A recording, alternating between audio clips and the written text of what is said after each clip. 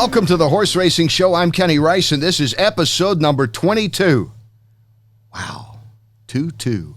Thank you for tuning in again on YouTube or the various outlets that we have, and we appreciate your support. We've got a great show today. One of the great trainers of all time. They talk about Rushmore list, who would be the 4 people on it, whatever the sport. Wayne Lukas would be on it in horse racing. You pick your other 3. Bob Baffert would be the other one, so pick your other 2. Wayne Lukas will join us, the king of horse racing.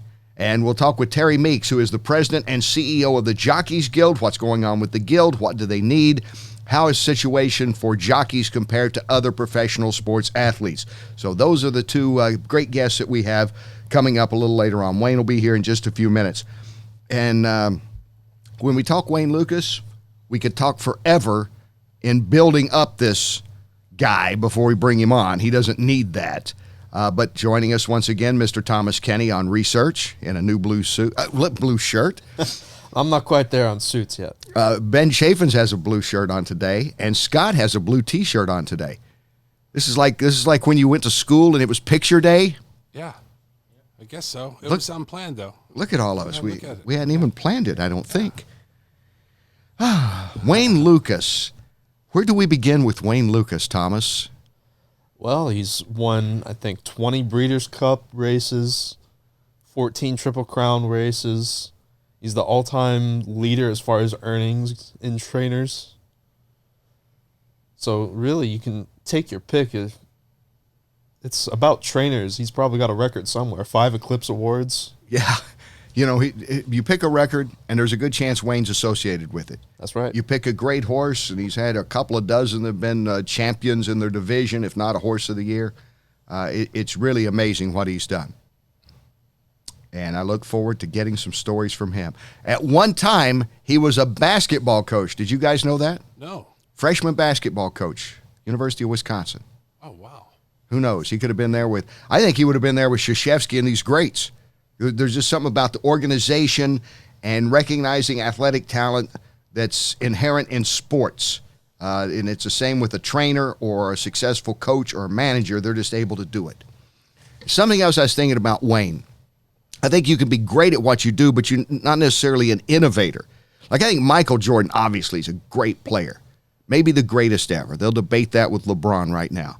But as far as innovation in basketball, George Mikan was the big man for the Minneapolis Lakers. You know him, didn't you? You nodded. See, you knew that. He was the big advocate for the 3-point rule, wasn't he? Yeah, Mikan then later on came in with the ABA, came in with the 3-point rule, and then Bill Russell came along with defense. Defense became cool. Defense really started winning games when he was with the Celtics, was winning all those.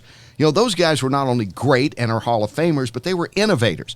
They did things that shaped the sport the way it is to this day. You could probably, as you mentioned, like with Mikan, who was with the ABA and the 3-point rule and the slam dunks that the ABA had, all of the ABA was innovative in what the NBA is doing now. Watch Toronto and Golden State. It was like watching an old ABA game. There was like dunks and 3-pointers. Occasionally, someone would stumble into a 12-foot jump shot. It was like accidental. And speaking of the jump shot, John Miller Cooper of Missouri back in the 30s, some say started the jump shot. And then Ken Sailors from Wyoming, when they won the NCAA championship, won the national championship in like 34. I don't even know if it was considered a championship as we know it now. But he's had the jump shot, some say. And then Joe Fultz came through with the jump shot. And Hank Lucetti. There's a lot of people, Hank Lucetti, that had jump shots. Mm-hmm. But just think, where would the game be without that? Imagine if every shot was a layup. It's getting close, isn't it? 3-pointer layup. And, Kareem Abdul-Jabbar, then known as Lou Alcindor, was certainly an innovator in a way that he changed the rules in college basketball where there was no dunk shot for several years. You couldn't dunk it because Alcindor was, to give it to him, he dunked the ball. People might forget back in the late 60s through part of the 70s, you couldn't dunk the ball. Legally, you couldn't dunk the ball.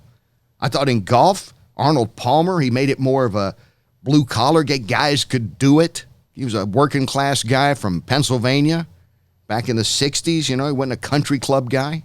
And then I think Tiger Woods, obviously, he came along and rejuvenated the sport and got young people interested, and he really brought athleticism more to golf, I think, than anybody else. You know, he's always been fit. You look at golfers today, they're fit compared to golfers, 25, 30, 40 years ago. Some were, many of them were, like Palmer. Not all of them were.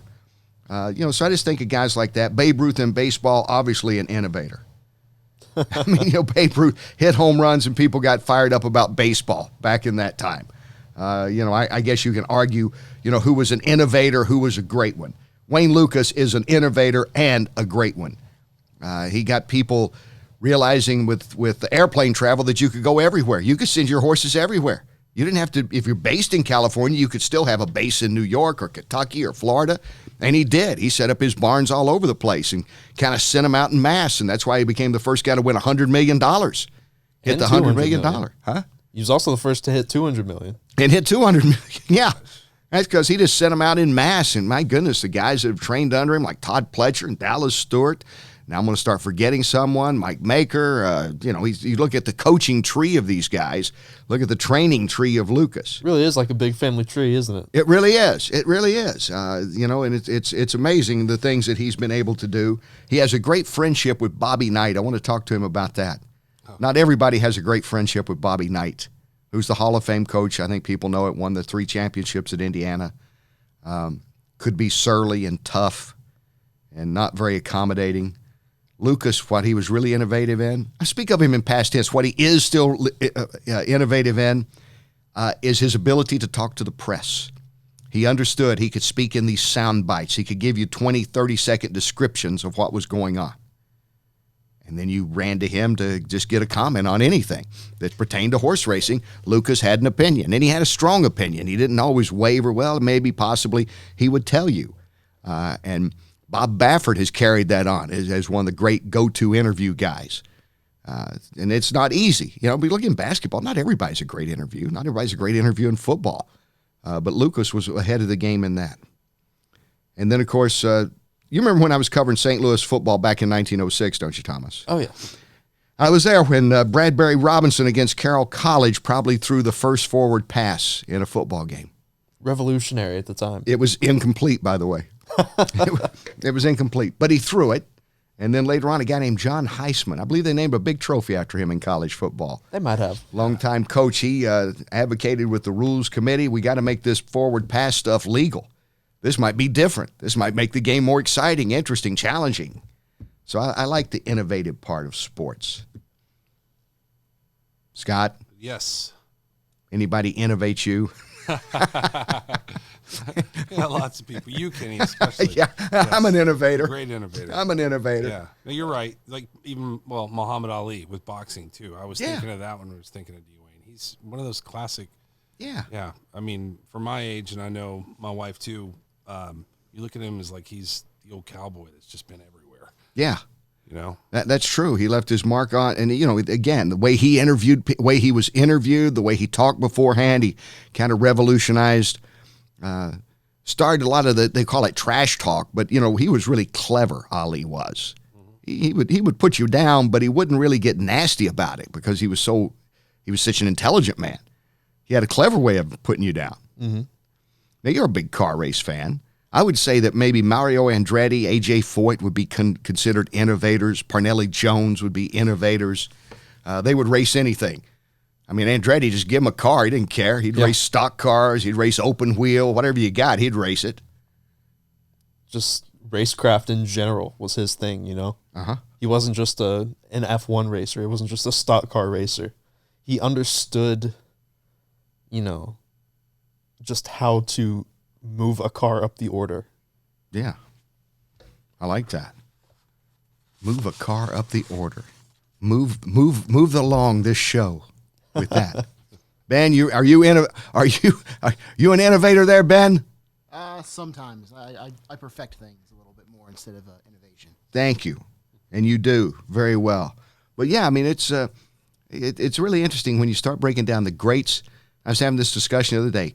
Great players are obvious. Sometimes great coaches are obvious. Then you start thinking, what did they do that changed the game a little bit? See, I would contend that Larry Bird and Magic Johnson did more for the NBA when they came into the league back in 79 than Michael Jordan or LeBron James. Now, obviously, with the branding and all, Jordan created that. James has taken it to a whole new level. Steph Curry's doing a game show. I think LeBron James did a game show. Like, they're the producers of game shows now. But when you look back, what got interest again, because I remember the days when it would be on delayed basis. It'd be a tape delay of the NBA championship game. Or it'd be on like a Sunday afternoon, Saturday afternoon, lost in the shuffle somewhere. Nothing like it. But those two guys, because of their college careers, so they were kind of innovators, I believe. Okay, so much for today's history lesson. Have we learned anything today, group? Yes. Yeah, you'd say that anyway. You're too nice. We love you, Kenny. Thank you, Thomas. The feeling's mutual, you guys. Coming up next, a guy I've been wanting to get on the show, and I love talking with him. I have for many years.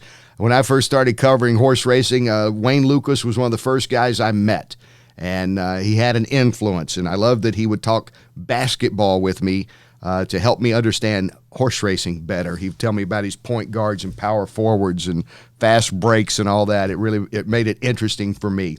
And I know it'll be interesting to you. And the Hall of Famer, not just in the Thoroughbred Racing Hall of Fame, but also in the Quarter Horse Racing Hall of Fame. The first person to ever do that, Wayne Lukas, up next when we come back on the Horse Racing Show.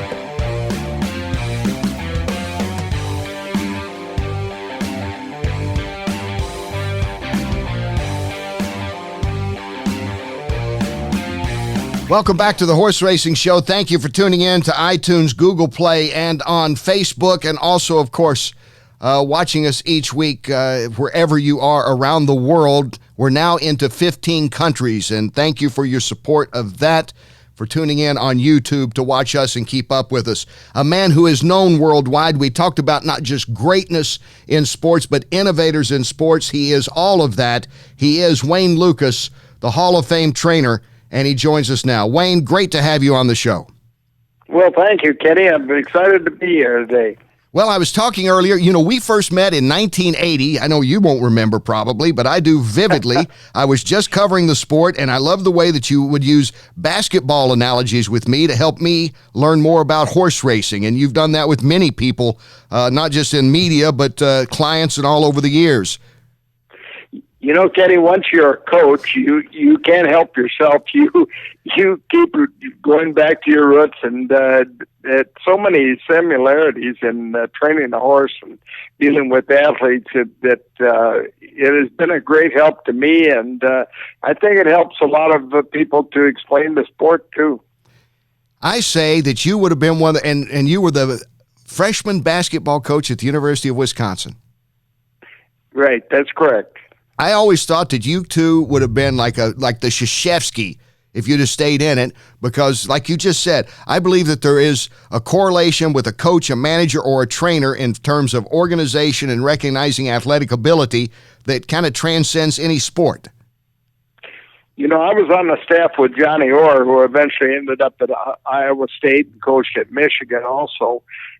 We were on the same staff, and he used to tell me, he used to say, Coach, go ahead and organize the practice. And I would always organize the practice because I got to be such a detailed person that, and he, of course, used to coach by the seat of his pants, so to speak. And so he'd always say, organize this thing and get it set up, and I'll take it from there. So we got along great, and our friendship was very special all the years that he coached at Iowa State and, of course, Michigan. How do you go from being a basketball coach then to becoming one of the great quarter horse trainers to make it to their Hall of Fame and then eventually thoroughbred training, Wayne? Well, it was the other way around. I was running horses and training horses, and I never really thought that I could make a living training horses early on. When I'm talking about in my teens, I always thought that it was going to be a hobby type thing and something that I enjoyed immensely. But I never really thought that I could make it. And I thought that my secondary love would have been sports and coaching. So I thought the coaching would take over and carry me, and I could use the horses as a secondary profession or hobby. And all of a sudden, the horses got to doing very, very well. And I found out that was my true love, and that's where I belong. You got a great friendship still with Bobby Knight after all these years, I believe. Because Bobby, through my coaching background and everything, we related to each other, and I admired him so many ways and so many things. Didn't always agree with everything he did, but we were really close friends, and are still very close friends to this day. And see, you could coach him up a little bit more on media dealing over the years, and he would have been loved by everybody.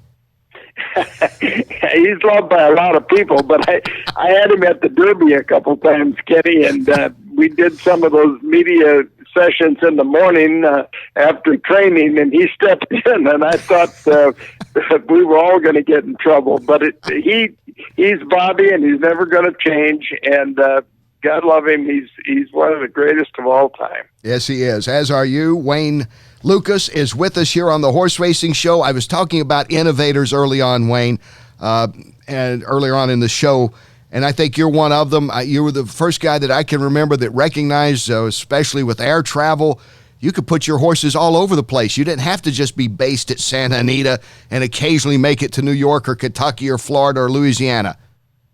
Well, here's the thing that happened there. I got to thinking about it, that if I was going to be successful, I had to make my clients successful. And obviously, it's just like in athletics. Not everybody can play at the top level. So I'm sitting there with a number of horses, and the tradition was that you just took care of what you had sitting in front of you. But I got to thinking about it, and I thought that probably the best thing to do would put a horse where it would be very competitive. And obviously, certain racetracks are less in competition than some of the others. So not every horse is going to fit Santa Anita or Belmont Park or Saratoga and so forth. So I thought about it a little bit, and I thought, well, some of these will fit, at Monmouth Park and different Ellis Park and different places around the country. And so we started putting them on airplanes when they looked like they would fit. And next thing you know, a lot of good things happened and a lot of records fell. Records that some still stand today, amazing 4 decades or so later. You look at the record book and you still see Wayne Lukas popping up all over the place. And the influence you've had on other trainers. We talk about coaching trees. You got a pretty impressive training tree out there of guys like Todd Pletcher and the likes of Dallas Stewart that have gone on. Well, the thing about it is, that's going back to what we said earlier, once a coach, always a coach. The thing that I found that when I got involved heavily in the thoroughbred racing is that nobody was teaching. Nobody really wanted, it's so competitive and the money is so big, and in that competitive arena, nobody really wanted to share very much of the knowledge. And so we come along, and I thought, well, if I'm going to do this at a big scale with a lot of horses, I've got to have some assistants. And yet, if you have assistants, I thought they better, drink the Kool-Aid and feel that they are going to do it your way and in your system. And so we taught all of them as much as we could and shared as much as we could with the knowledge that we had. And some good, really good people came out of that whole run there from the 80s and the 90s, Kenny. Incredible bunch that you've turned out. I'll miss names. I mentioned Todd and Dallas. I know I'll mention. Oh my gosh! You go down the line. It's Kevin McLaughlin, Randy Bradshaw, Mike Maker. I mean, you mentioned Dallas and Todd. There's a whole slew of them. I think there's 11 of them right now. I think at least that. Yeah. So I mean, it really is amazing. Is there one thing? I know organization is key, because every one of those guys you mentioned, in talking to them over the years, like I've had the chance to do, everybody is very organized. There is a focus, and nothing's just done haphazardly. So I know they learned that from you. Is there any other thing in there, that one other thing that's so important to have a successful stable like you've had? I think that we picked young people that had a great work ethic too. Not only were they organized, they had a great work ethic, and also I think I was involved with young men that would bounce back, that could take the adversity. You know, racing will bring it to your knees in a hurry, and if you don't look out, it'll really get to you and probably get you mentally to the point where you wonder if you can make it or not. But I have a quote that I always say. I always say that our successes motivate us and our failures educate us. And I think that those guys had that great work ethic and believed in the system and knew that if they stayed with it, they were going to be successful. As far as yourself, is what continues to motivate you? 14 Triple Crowns and pretty much everything that you could ask for. Still a record of 20 Breeders' Cup wins. 25 of your horses have won Eclipse Awards, Horses of the Year. 26. Don't take one away. What'd I do? Did I take one away? Oh, my goodness. You'll never talk to me again. What, a 15? 15, right? No, 26. 26. 26. Eclipse. 26 Eclipse. Yeah, for sure. See, you know what? That's a tribute to you. I got to keep up with your records nonstop because there's always another one that pops up. So with all those, I mean, you keep going. I don't think you've slowed down a bit. You're still there, 4 o'clock in the morning every day? Definitely, I tell you, I think it's a type of sport that right now I'm so caught up in my 2-year-olds. I absolutely was talking today to the people up in New York about going up to Saratoga, and I thought that my 2-year-old crop is excellent. But you just keep motivated by waking up every day and thinking maybe you got one more good one, one more Derby, one more Breeders' Cup left in you. And it's a tremendous motivation. Remember this, Kenny, when you're passionate about anything in life, whether it be training horses or anything else, when you're passionate, you eliminate all of the excuses. Right there. That tells it. You don't care if you're tired, you miss a meal, you have to stay up all night, you have to drive. When you're passionate, you eliminate all the excuses. And those people that are successful to come up under me or I think myself, we still have that passion. Well, you certainly do. We're talking with the great trainer, Dwayne Lukas. 26 Eclipse Award-winning horses he has turned out, with probably more to come, talking about those 2-year-olds. And another thing I think you were ahead of the game on, Wayne, is that the emphasis you put on 3-year-olds and on, the Triple Crown races. Not that the others weren't trying to win them, but you came in mass with horses, and it was a big deal to be at the Derby, and everybody wanted to see Wayne Lukas show up the Derby. Now, as we see guys like Baffert and Pletcher and a few others that have followed in that. Well, the first thing I recognized when I came over from the quarter horse game to thoroughbreds is that the Derby and the Triple Crown races were special. Now, I thought right away, if I'm going to succeed and going to keep my clientele really happy, this is where they want to be.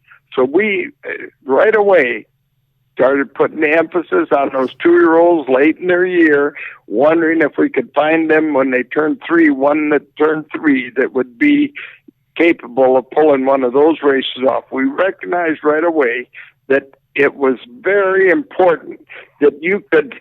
It's kind of like Notre Dame. Notre Dame can lose to Indiana, but if Notre Dame can beat USC, that makes their season. Right. Exactly. That's well put, because that's still it. America watches the Triple Crown. Horse racing people will know what's going to happen this summer. To a lot of Americans out there, and you were, again, one of the first guys that I ever talked to that got this.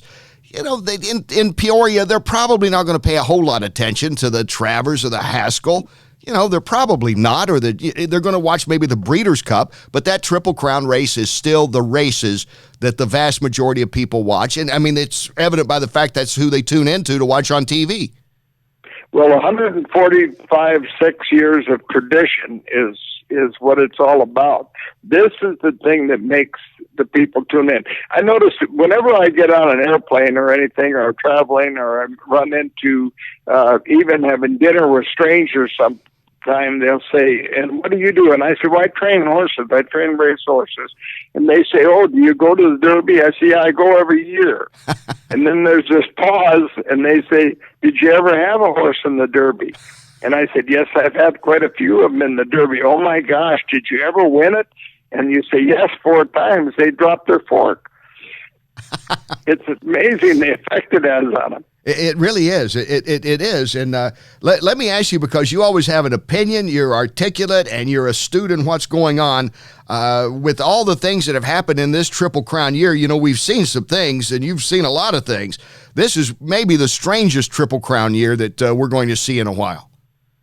Well, the controversy brought, if you're going to look at it a little bit of positive, what could have come out of it positive?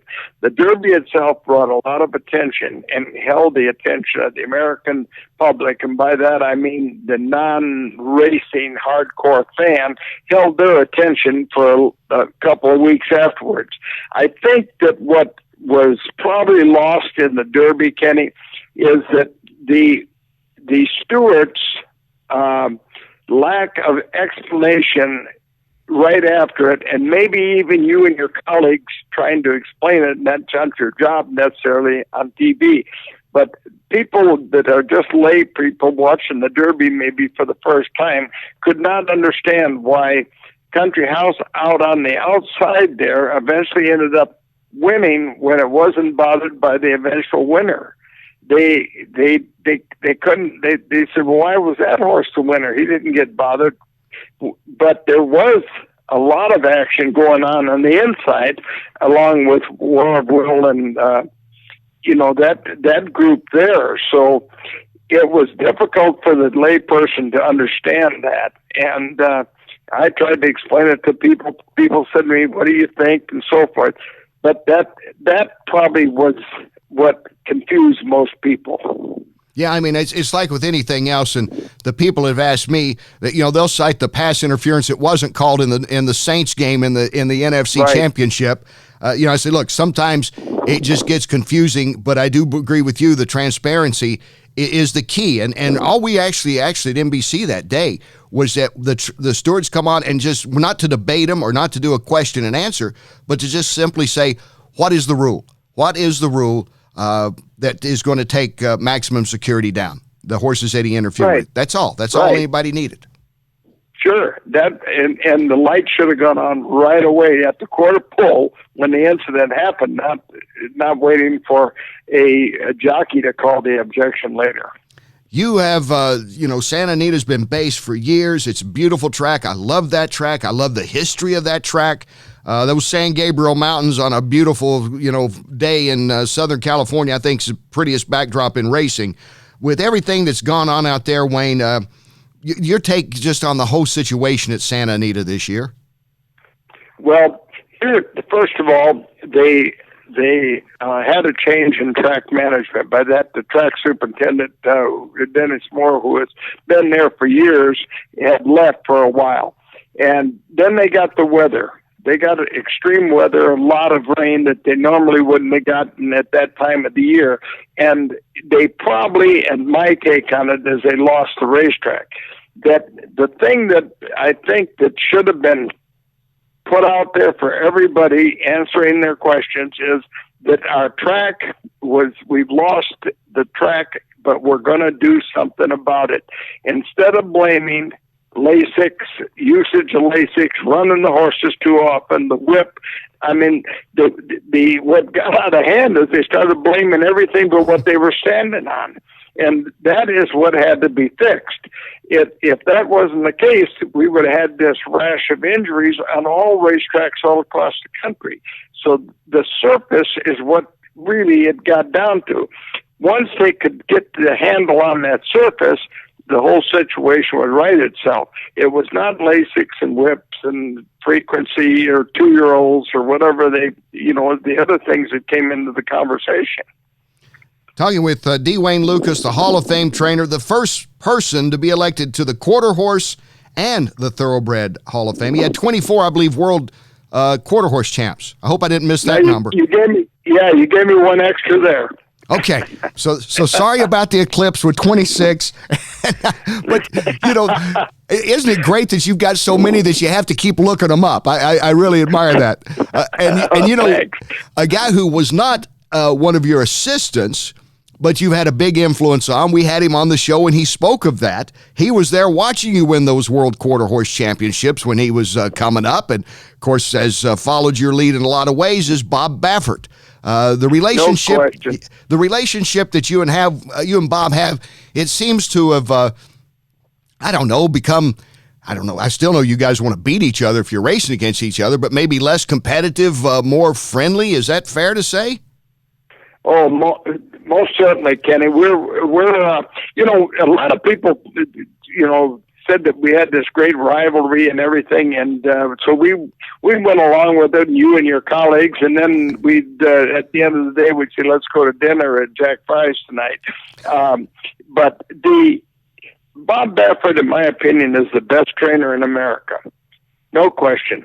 Not only is he really, really know what to do with a horse, he has the ability to, I'm going to say, recruit. He has developed the ability to bring into his program some serious clientele, and that enables him to get into the sales rings and build a stable that like nobody else has. And he's done that very, very well. He's got an excellent eye for horse, and he is absolutely a good horseman. I think he's the best in the world. Some people would say that about Wayne Lukas a few years back about the recruiting and bringing in guys like Eugene Klein, who owned the San Diego Chargers, and Bob and Beverly Lewis and others that you have brought into the game. And, you recruited really well. You recruited really well, and the stable you built with them and other clients. Well, the thing about it is it's a game. It's a game of numbers in a lot of ways, and you need to get those top draft choices, or you're going to not be able to compete at the level that Bob and I compete at. And so, if you can influence those people and it's usually large, deep-pocketed people that we're talking about here, influence so that they want to be involved in the great sport of racing, you then have to produce. That's the key.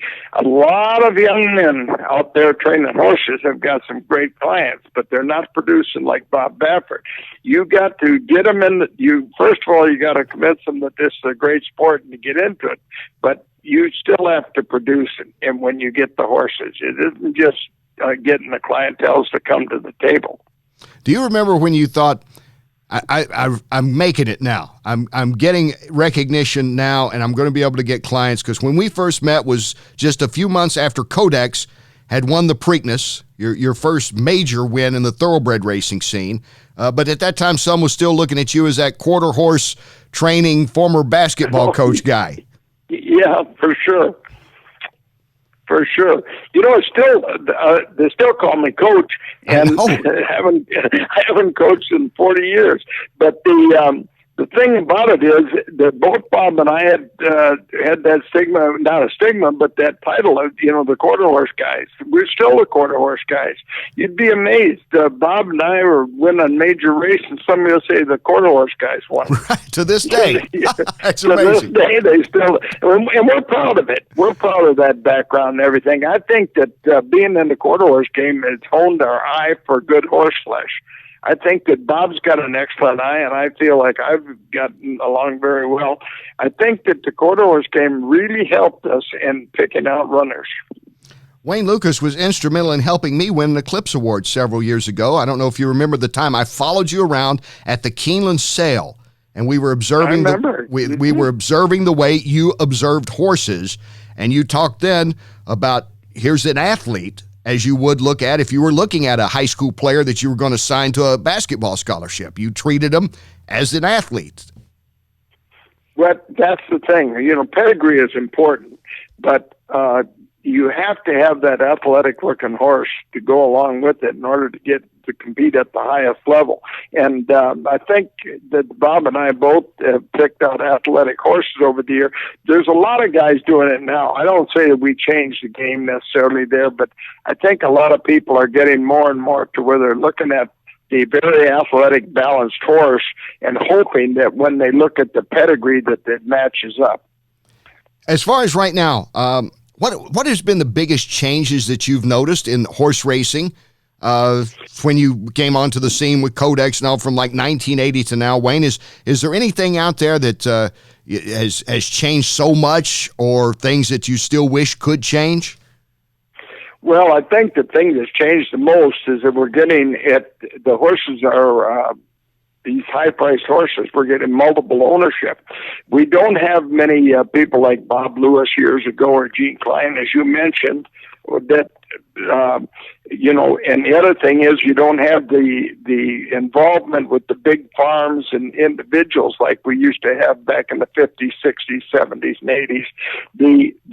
There's 2 or 3 people, very wealthy people, that will join hands and get involved with one horse. That's the first thing. The second thing is I think the internet has caused us as horse trainers a lot of headaches. I'm going to explain that. There's so many gurus out there, that self-appointed gurus that are, feeding information to different people, that the ownership, if they're really tuned in to the internet, are picking up all of this stuff that is offered out there, and a lot of it is a little bit of fluff. I don't think that it has a lot of stability as to what we're trying to do. By example, I had an owner or client call me the other day, and he said, I just got my gait analysis. And I said, what? He said, I got the gait analysis. And I said, well, what did it tell you?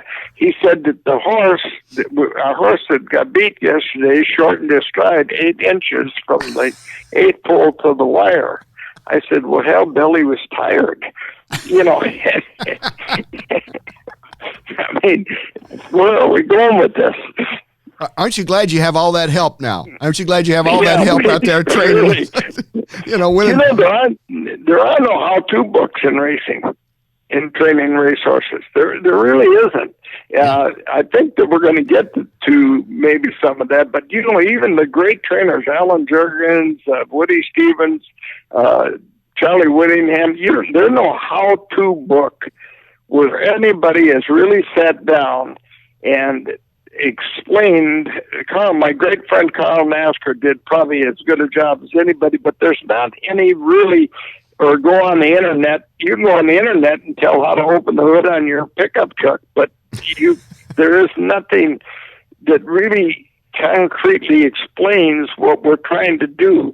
And the problem with that is, Kenny, that every horse is so individual that you can't get a general. You can get a general pattern of what we're doing, but the great trainers get to it a little bit further, and I call that an intuitive awareness. They're aware of what that horse needs, and it's really hard to put that down on the internet or in a book. Well, if anybody writes a book, I would suggest it would be you, Wayne Lukas. I wrote a book, but it's all my quotes and stuff, and it's just a fun book. It doesn't say anything about how to train. Yeah, your book is good because you've got the quotes. I mean, you're like the master of the sound bite, as we always say in TV. Say, hey, you want to get an interview? Go talk to Wayne. Especially when, I'm not even going to. I don't think it's impossible to answer. Like horses with all the ones you've had. I don't know, from Lady Secret winning colors, like Cat Thief surprising in the Breeders' Cup Classic, but Oxbow to me was kind of a special one because does Wayne still have it? And man, you pop up and you win the Preakness in 13. There you did it. I mean, there's just so many great horses you've had over the years. And I remember in 95 when you won the Triple Crown with 2 horses, Thunder Gulch and Timber Country. All of us were scampering through the history books, and it's hard to find it all the time. You know that. It's not like basketball and baseball, and you were the first guy to do that, to win a Triple Crown with 2 different horses in the same year. I still like to win them with one. I think I'm still after it. I'm going to try it. But the Oxbow was special. It was, first of all, it was Calumet. Yeah. And I'm so happy to do that for Brad Kelly, who has put so much effort and money into reviving Calumet to the status it is today again. And the other thing is, it broke Sonny Fitzsimmons' record for the most Triple Crown races that day, and it established an 83-year-old man that he could still train. So that was a fun one. You just don't slow down, and it's. I always enjoy talking with you. I think everybody in the media enjoys coming by and getting an opinion, because you don't mince words and you have an opinion. You know, a lot of times you say, how's this horse look? Well, you know, possibly, could be. You have laid it out many times, probably to the chagrin of some. This is what this horse looks like to me. Because everybody asks you, who do you like in this Derby? You know, who looks good on the track today? Yeah, I get that. And I sometimes open my mouth and stick my foot my mouth a little bit too, because I get too opinionated and everything, and I don't realize that you guys are going to put it all over America. But I'm getting better at being a little bit more discreet. But I still think that we have to, as trainers, we have to be accessible. The horses don't stay around, Kenny. That's one of the things. The economics of it keep us from keeping the American Pharaohs or Justifies on the racetrack, so that we get a fan base. So the only people that stay around are the jockeys for a number of years, and of course the trainers last forever.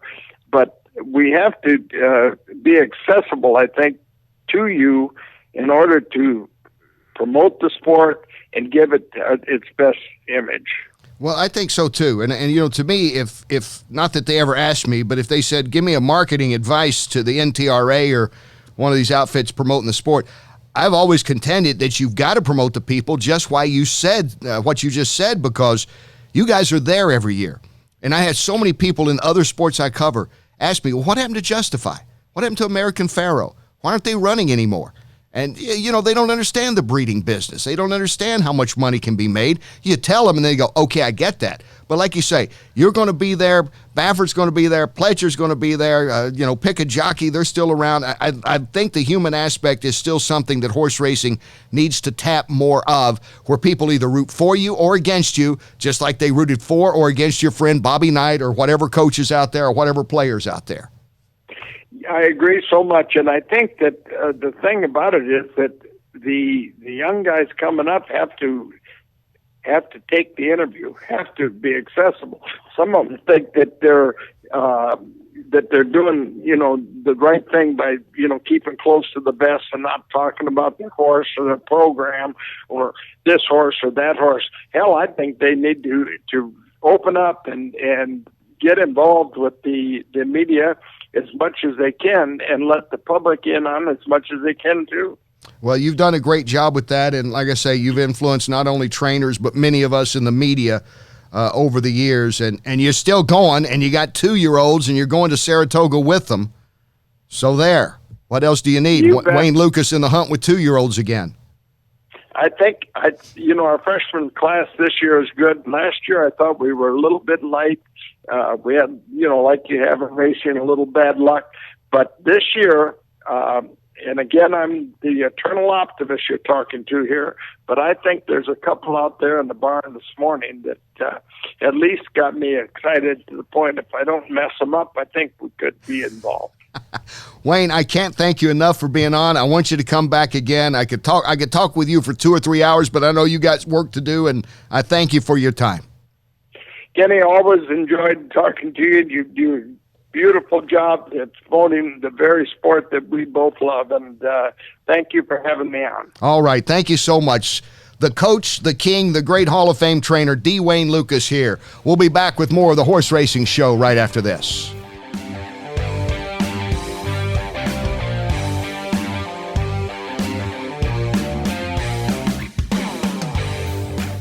Welcome back to the Horse Racing Show. Thank you for watching us on YouTube, listening on iTunes, Google Play, or whatever outlet. And again, going worldwide now. We have been downloaded and listened to in 15 countries, and we welcome in a man that I've known for a long time. I met him when he was president of the New York Racing Association. He's the president and CEO of the Jockeys Guild, and one of the good guys in the sport. Terry Meeks joins us. Terry, welcome into the Horse Racing Show.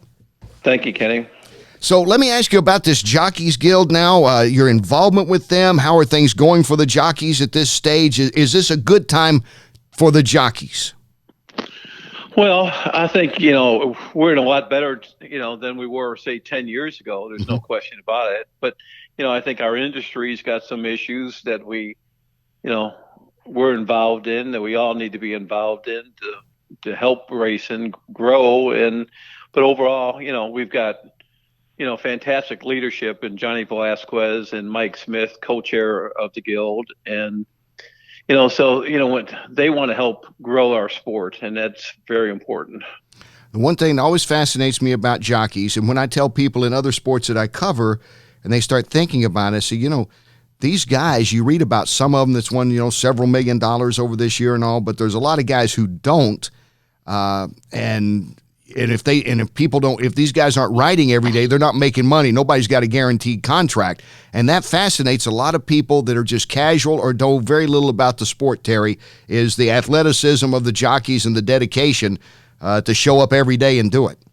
No question about it. You look at a jockey like Ramon Dominguez, who for 3 years in a row was the best jockey in the country, and the day before he was going to receive the Eclipse Awards, fell, and we were concerned that he might not survive that day before he was going to receive the Eclipse Awards, and luckily he's doing well. He can't ride again, but, again, at that time he had a wife and two boys and 36 years old. And, but Ramon was one of the good guys that saved his money and did the right thing for his family. And he's very fortunate. Well, you've been, in that regard. Yeah, and you've been involved with a benefit we did a couple of weeks ago, Belmont Stakes Week, with the Permanently Disabled Jockeys Fund. The work that the Guild does, you mentioned John Velasquez and Mike Smith, both have been on this show talking about these things. It's kind of an ongoing process, it would seem, with the Jockeys Guild to help kind of take care of those that might be forgotten or slip through the cracks a little bit, Terry? Well, there's no question about it. We've got over 1,250 members, active members, that are either active riders, retired, or disabled. We spend over close to $600,000 in temporary disability benefits each year when jocks are out, for a period of time. That's a lot of money. And the one thing about the jocks, as you mentioned earlier, when they get hurt, they don't get paid unless they get some compensation from off the racetrack policies or from the Guild, but they want to come back and ride as soon as possible. So it's, that's not always a good thing, but at the same time, they're competitors and they want to get back to riding as soon as possible. Terry, as far as the Guild right now, you talked about there's still, and it's always going to be with any sport, maybe even more so with horse racing, some ongoing questions, issues, things to discuss. What do you think are the biggest things right now as far as the Guild is concerned moving forward in horse racing that they would like to address or like to tweak or whatever that situation is? We want to make sure they have proper benefits. The Guild provides life insurance, a temporary disability, accident, death, and dismemberment, health insurance reimbursements, but safety is paramount. Making sure that they have paramedics at each track found in the field, that we get involved in making sure research and development, making sure we have the best equipment, the helmets the best, the new rails, the Duralock rails on the turf course, that's very flexible. Working and trying to, we've been working with University of Kentucky the last 10 years to see what works and what doesn't work and how we can prevent injuries. And the other thing is building awareness of our great athletes. And, and I think the jockeys relate to the fans better than anybody. I do too. And, one of the things, and I said this at that fundraiser that night, because thank God he's okay and the horse is okay. When John Velasquez is thrown off the horse right out of the gate at the Preakness, in some ways, that brought more attention to just how athletic these guys are, how dangerous this sport is, and I hope maybe brought a greater appreciation for those that are casual viewers of the sport, and, several million are watching on NBC, as well as the fact that, sometimes in the sport, people forget just, or take it for granted how good these guys are. Right. There's no question about their pound for pound. And, for the most part, they got to stay and maintain a certain weight for that pound. They are probably the best athletes in all sports. They're guys that, I remember one time when I was doing a mixed martial arts studio show, Gary Stevens was on the show. And Gary started talking with the fighters, and they were talking, before we go on the air. And I pointed out, I said, you guys have two things in common. Number one, you don't have guaranteed contracts. And you have to show up and fight, or you have to show up and ride to get paid. And two, if you miss weight, it costs you money. Guys will get fined in training camp something, but they're still keeping their job. A fighter comes in overweight, he may not get that fight or have to, give up 20% of his purse. And a jockey comes in overweight, he doesn't ride that day. That's correct. And we're also concerned, every one of us in the United States is bigger than they were 10 years ago. And that's the same thing with the riders. But it's tough to what you're concerned about them dehydration. Jockeys have died from dehydration, in the past. And we got to be very cautious of that. The scale of weights have increased over the last 10 years somewhat. But it's important to making sure that they're fit and strong, and they can do their best when they go out and provide race in the afternoon. Would it be really reaching there to say maybe it's time that jockeys be allowed to at least carry 2 or 3 more pounds on their body, not just on the back of the horse? I mean, they could come a little bit closer to European riders that obviously can weigh more than the guys riding in North America. Is that a time for that, or is that something the jockeys are even concerned about? No, I think that's concerned about. You look at, jocks that you mentioned, European riders, they're riding at 126 pounds. And for the most part here, it's 100, we've got, 3-year-olds like this time of the year, 116 pounds, and older horses, 118 pounds. And it's not fair. Some jurisdictions, as California, has done better to increase their weights and to 118 pounds, 120 pounds. And the jocks, you can see it. They're stronger and they feel much better. And, again, I think that's the best thing for the owner, the trainer, the betting public, and that they got a rider that's strong. When, again, you come to other places and you have to reduce what, you pull 4 or 5 pounds in the afternoon in the hot box or whatever, or diet. You're basically getting a rider that's not as strong as he or she could be. I think, what would be great, talking with Terry Meeks, the president, CEO of the Jockeys Guild. Terry, if we could take everybody to the track in the morning, they could see some exercise riders. Yeah, absolutely. They would probably be surprised that, pretty decent size, guys can get on the back of a thoroughbred. It's not going to break them down. It's not going to hurt them when they're training.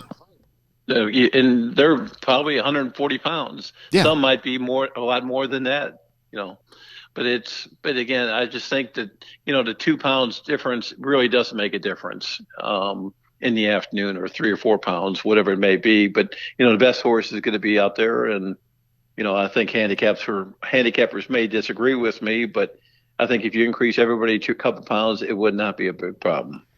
As far as the whips right now, and that came out with all the problems at Santa Anita, where they talked about a better whip, a more user-friendly whip, I guess. Do the jockeys have much opinion on that? Is this something that they even think about, or is something that will affect them as riders if they go to a different kind of whip?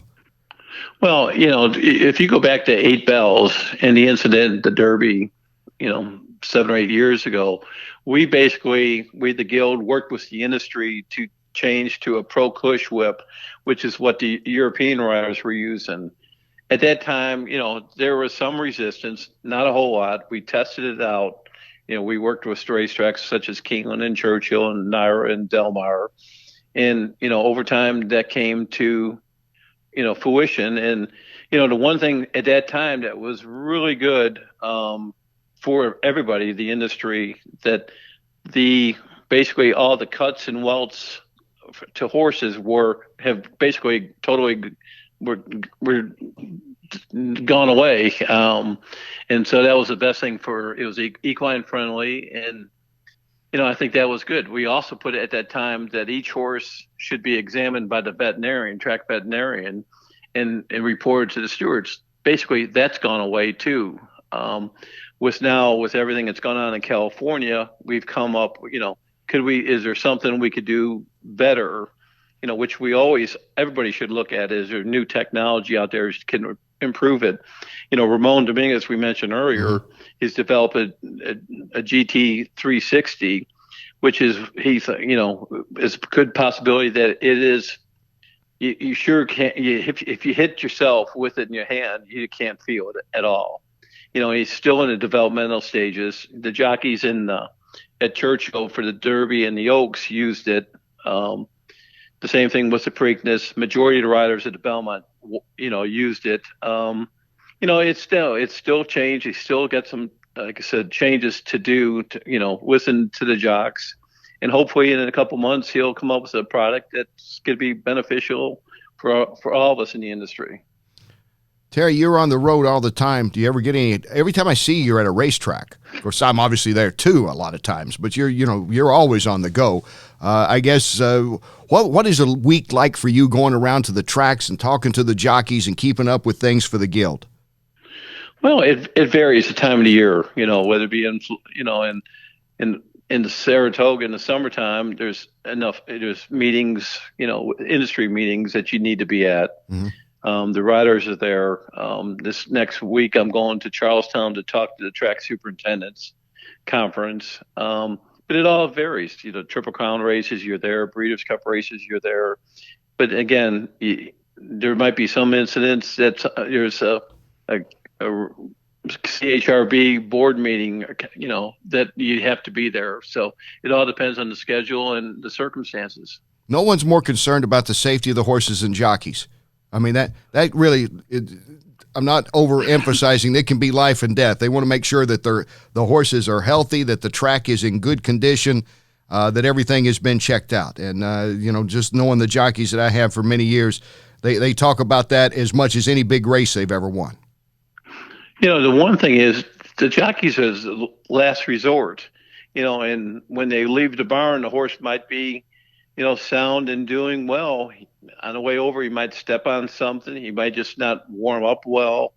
And they're the last resort to protect that owner's investment, the bettor's investment. And so they're the last hope. You look at, there was a race on, Sunday at Belmont in the stake race. Javier Castellano was on a horse that had a tendon issue and looked like 20 yards from the wire he was going to win by a length or two, and he felt something. He pulled up and he got beat 3 or 4 noses.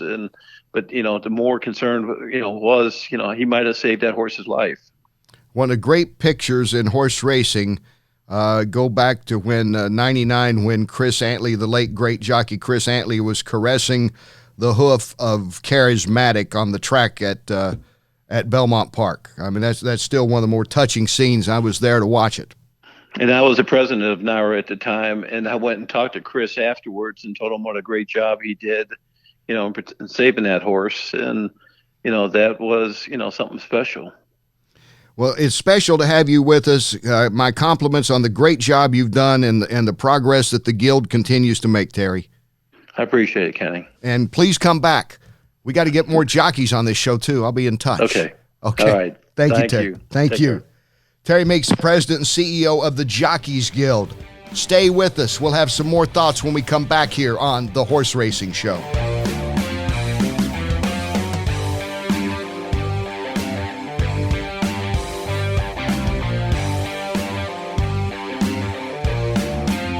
Welcome back to the Horse Racing Show. It's been a fun show today. Wayne Lukas and Terry Meyocks, our guests.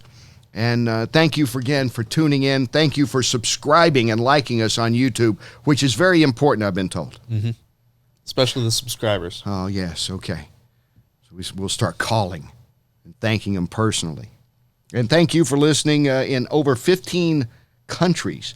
Wow. I'm looking at the board here. Of course, you can only see this in YouTube. Australia, I got that. I got South Africa. We got Brazil and a lot of South America. Hey, Canada and Mexico, how am I doing there, huh? Yeah. I'm on top of it. Looks like a United Arab Emirates, Japan.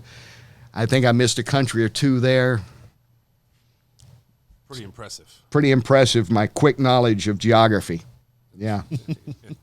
Scott and Ben, you guys look good in your blue today, as does Thomas. Hey, thanks. Thank you very much. You want to come in? We'll take a group photo. Can you lock it in and come in, or is it too much? I don't want to throw off the whole balance of nature here from the control room to me sitting behind here. It might break the time-space continuum. Well, you guys look good. Didn't you think they did? I thought they looked real good. You know, what's interesting is Wayne Lukas was talking about the emphasis he placed on the Derby and the Triple Crown because that's what people pay attention to, and it still is to this day. This has not been the best year for horse racing. It was announced this week that Country House, the Kentucky Derby winner, in all likelihood will not race this year, the rest of the year. It's not ironclad, but in all likelihood he won't. And to add to that, Maximum Security, who was, some thought, the best 3-year-old out there, maybe still is, although I'm not sure who the best 3-year-old is. Probably a couple of fillies have been more impressive to me than some of the boys. He lost in the Pegasus. That was supposed to be his race. That was like the layup. You know, he was supposed to win that race and then get ready for the Haskell, but he lost. And then you've got, War of Will as a tiring 3-race campaign in the Triple Crown. Sir Winston, what's going to happen to him? In other words, we don't have a star 3-year-old. Mm-hmm. Do we? No. Anybody you get excited about? Like you said, Maximum Security, War of Will. I mean, they're all taking a break for the most part. Yeah, I mean, they're kind of there. I don't know. Maybe somebody will emerge. And I say this because, yes, we know Bricks and Mortar and McKenzie, Matoli. I'm going to forget somebody. Midnight Bijou, Gift Box. There's a lot of good horses out there. Older horses, different division horses. But the 3-year-olds have always been kind of the heavyweights, like heavyweight boxing. Mm-hmm. The heavyweight champ. You maybe if you follow boxing, the welter in the middle and all the others, but you always remember the heavyweight champ. And the 3-year-olds got so much attention, millions of people watching the Triple Crown. They're the ones that people remember throughout the year. Who are you going to remember this year? I'm serious. I don't know. Well, I'm going to remember that, obviously there's a big controversy at the Derby. Yeah. Country House took home the victory at the end of the day. Yeah. But we're not going to see any more Country House in all likelihood, so... Yeah, that's it. You want to see I don't know, guys, you got an opinion on this? Scott, Ben, anybody that's grabbing you that you say, man, I can't wait to see him run again? And it's not knocking anyone. It's just kind of the way it's turned out. It's been an okay group, but I don't know if we can get too excited about anybody. Yeah, I don't know. I was excited about Country House, and still that's kind of what I'll probably remember this year. But, it's kind of dull. A dull outlook. Maybe Maximum Security will come back and blister the field and win big in the Haskell, and War of Will or Sir Winston will step up, or Code of Honor, or Tacitus, who ran second. Maybe somebody like that will come back and like win the Jim Dandy and win at Saratoga with the Midsummer Derby that's a Travers. And horse racing could use something like that. Mm-hmm. I think they still need that 3-year-old star out there. For sure. Any thoughts on Improbable or Game Winner, Bob Baffert's horses? Glad you brought that up. I still haven't given up, especially on Game Winner. He had some tough luck. And don't give up on Bob Baffert anytime. Improbable's interesting. He was a beaten favorite, and he's in 4 straight races. He was a favorite in the Derby, and he was a favorite in the Preakness. Wow. By a little bit, yeah. And before that, out in Arkansas in his 2 races, he was favored. So, maybe. And then there's still Roadster out there, at the Baffert stable. And Omaha Beach, when is he going to run again? We don't know. We'll probably be talking to Richard Mandel in the upcoming weeks. But again, the 3-year-olds make it. They're the ones that people want to talk about, that are not necessarily always glued to reading the racing form each day or the Blood Horse online or whatever. Yeah, the more casual fans, yeah, right? The casual fan out there. They want to know. So that's why you got to watch this show or listen to it each week, I think. That's right. I think that was a rousing endorsement, wasn't it? Yeah, watch it if you want. We'll be back next week. It'll be the 23rd episode. Thanks again, Wayne Lukas, Terry Meeks, and on behalf of Thomas Kenny and Scott Hall on lead guitar as always, and Ben Chaffins, thank you for tuning in. I'm Kenny Rice. So long, everyone.